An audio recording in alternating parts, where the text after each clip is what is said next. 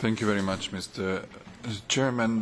Thank you very much, Rapporteur. I very much appreciate that you took the effort to visit already in such a short duration of your function and time of our mandate to Georgia and to see in practice how the situation is, and I think that was also reflected in your comments after the speech of Minister Tzulkuyani.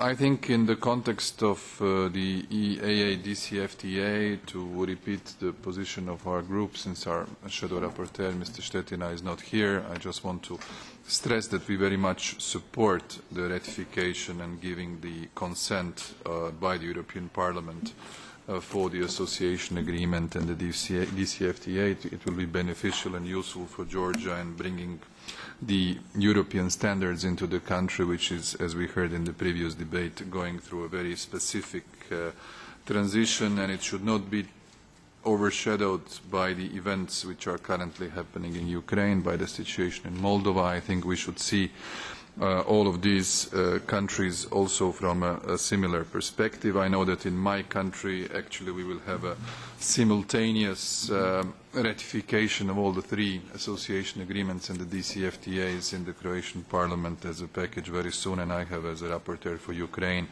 insisted and publicly agitated that this should be done swiftly and smoothly politically.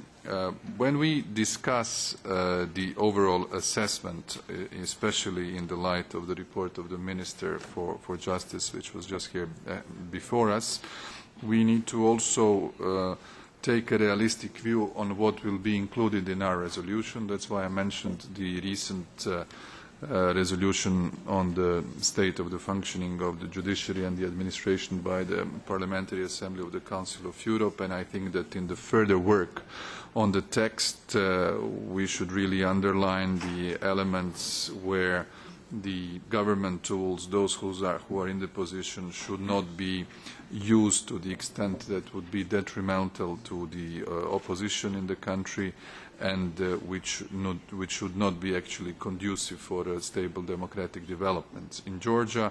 And in this respect, we should very carefully consider later on during the amendment procedure certain aspects of strengthening the judicial system and avoiding the political retribution and the intimidation on the local levels, etc., so that we have a very solid European process of Georgia coming up. This is, I think, an important aspect, and I see it has been very much mentioned by a number of us. We all want a positive European perspective of Georgia, but we also want a solid functioning democracy in the country, and these are our objectives. Thank you very much.